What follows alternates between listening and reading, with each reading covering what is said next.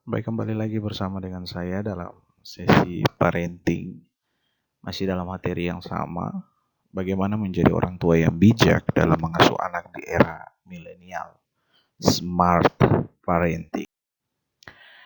Dalam video-video sebelumnya, saya sudah menjelaskan bahwa pola asuh merupakan proses orang tua mengontrol, membimbing, dan mendampingi anak untuk melaksanakan tugas-tugas perkembangan menuju proses pendewasaan. Dalam proses mengontrol, membimbing, dan mendampingi anak, orang tua, papa dan mama melaksanakan tugas dan kewajiban untuk memantau, untuk memastikan bahwa anak menuntaskan tugas perkembangan pada satu usia sebelum dia beranjak ke usia yang selanjutnya.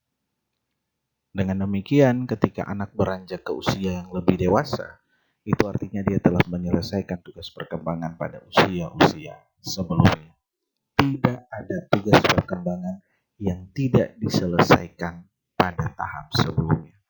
Jika ada tugas perkembangan pada tahap sebelumnya yang belum diselesaikan, maka akan menjadi satu masalah bagi perkembangan ke depan terhadap anak tersebut.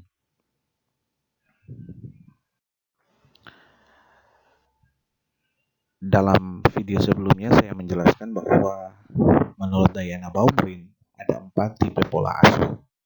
Tipe otoriter dan tipe demokratis, itu sudah saya jelaskan dalam video sebelumnya. Dan pada kesempatan ini saya ingin menjelaskan 2 tipe selanjutnya, yaitu tipe permisif dan tipe penelantar. Tipe atau pola asuh permisif.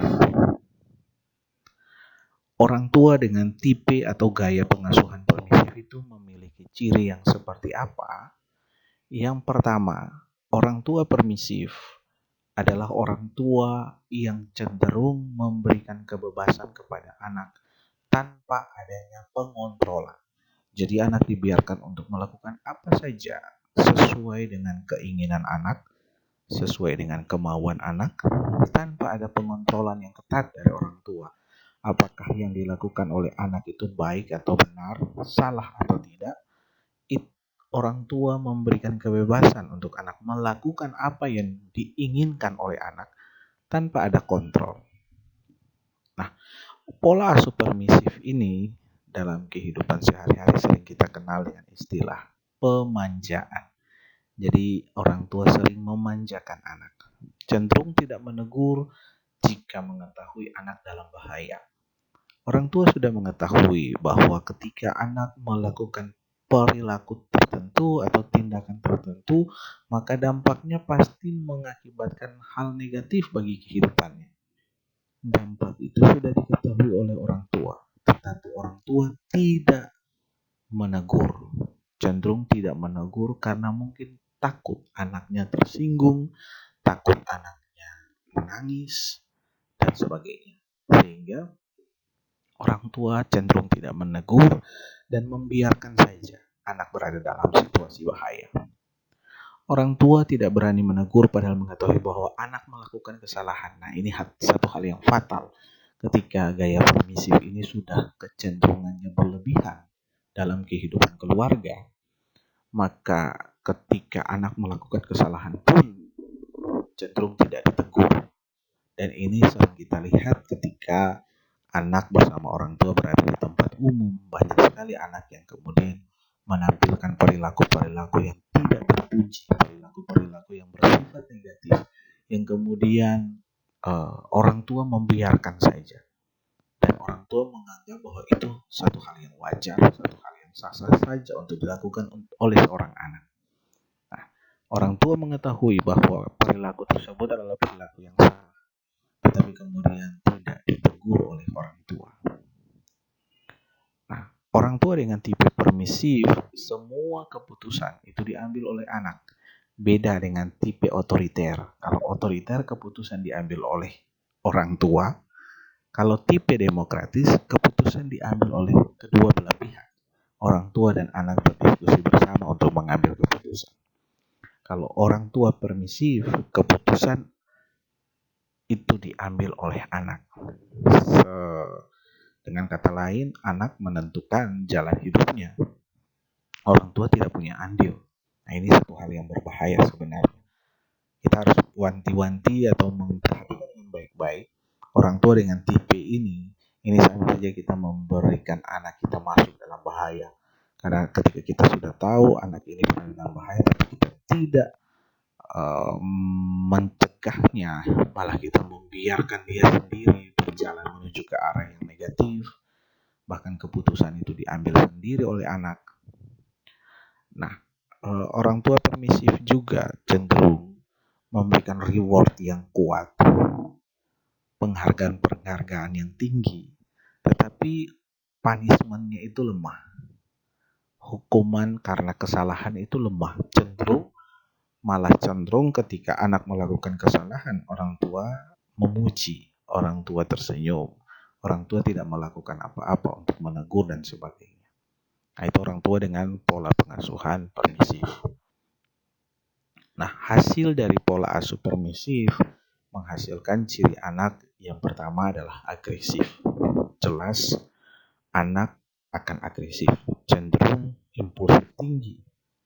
Jadi ketika dia berada di satu tempat, karena dia sudah terbiasa melakukan apa saja tanpa dimarahi oleh orang tua di rumah, dan ketika dia berada di tempat umum, dia merasa sah-sah saja ketika perilaku itu dilakukan di tempat tersebut, sehingga agresivitasnya itu tinggi, egoisnya tinggi, cenderung tidak mau berbagi, cenderung menganggap bahwa apa yang dimiliki itu miliknya sendiri, tidak mandiri, bergantung pada orang tua, kemudian tidak matang secara sosial, pergaulannya itu tidak sehat, karena cenderungnya itu egosentris, dan anak yang diasuh dengan pola permisif itu tidak percaya diri, karena segala sesuatu butuh reward, butuh pujian dari orang tua, sehingga kalau tidak dipuji, dia tidak percaya diri. Nah, itu pola pengasuhan, pola asuh permisif. Selanjutnya adalah pola asuh penelantaran. Ini pola asuh terakhir menurut Diana Baumrind. Ciri orang tua dengan pola asuh penelantaran adalah interaksi anak dan orang tua itu kurang, bahkan cenderung tidak ada interaksi. Nah, ini biasa terjadi kepada orang tua yang sibuk dengan pekerjaan. Ya, biasanya anak lebih banyak dengan pembantu atau pengasuh lainnya yang ada di dalam keluarga, sehingga anak lebih banyak interaksi dengan pengasuhnya jika dibandingkan dengan orang tuanya. Memberikan waktu dan biaya yang minim. Ya, waktu sudah minim, kemudian kalau orang dengan tingkat ekonomi yang kuat, mungkin biayanya tinggi, bisa diberikan, bisa dipenuhi kebutuhan anak dari segi ekonomi. Tetapi kalau waktu minim, biaya juga minim, maka benar-benar anak ini mengalami penelantaran. Penelantaran dari segi fisik, tetapi juga psikis. Ya, terkadang kebutuhan fisik terpenuhi, tetapi yang diterlantarkan ini psikisnya. Ketika anak mau cerita, anak mau curhat, anak mau berbagi, dia tidak punya tempat untuk berbagi, karena orang tua tidak punya waktu untuk berbagi bersama anak, untuk duduk bersama anak, cerita bersama anak. Tidak ada quality time antara orang tua dengan anak. Itu orang tua dengan pola pengasuhan penelantaran. Akhirnya menyebabkan anak menjadi anak yang liar, agresivitasnya tinggi, rentan terhadap kenakalan remaja. Nah, ini ketika di rumah dia tidak mendapatkan sosok untuk bercerita, untuk curhat, untuk berbagi bersama papa atau mama, maka dia lari keluar rumah mencari teman cerita, mencari teman curhat itu di luar. Dan anak yang mencari di luar itu rentan sekali terhadap kenakalan remaja. Tetapi ada sisi positif dari orang tua dengan pola asuh penelantaran, sangat sedikit sekali positifnya. Anak cenderung mandiri, ya jelas, karena memang mereka berusaha sendiri. Mereka mengupayakan segala sesuatu itu sendiri dan menyebabkan mereka menjadi pribadi yang mandiri. karena mereka sendiri mengusahakan sendiri, mencari sendiri. Hal itu menyebabkan motivasinya tinggi, daya jualnya tinggi, dan mereka tahan banting. Nah, itu sisi positif dari pola asuh penelantaran. Tetapi saya tidak merekomendasikan pola asuh ini untuk diterapkan di tengah-tengah kehidupan keluarga. Agar anak mandiri, daya juang tinggi, dan proses mentalnya baik, maka lebih baik diberikan pola asuh penelantaran. Oh, itu tidak benar. Ya, sebaiknya dari 4 pola pengasuhan ini, orang tua melakukan kombinasi pola pengasuhan. Ada situasi di mana orang tua harus tegas menerapkan otoriter. Ada situasi di mana orang tua duduk bersama mengajak anak untuk mengambil keputusan bersama. Ada situasi di mana orang tua mungkin menunjukkan pola supervisi, memanjakan anak dalam situasi tertentu, tetapi sangat tidak dianjurkan untuk orang tua menerapkan pola asuh penelantaran. Demikian materi yang dapat saya sampaikan untuk sesi parenting. Jika ada pertanyaan atau saran, masukan, silakan dapat komen pada YouTube ini. Dan jangan lupa like dan subscribe sehingga Anda dapat memperoleh materi-materi yang lain yang sangat berguna dalam memahami pertumbuhan dan perkembangan anak. Terima kasih.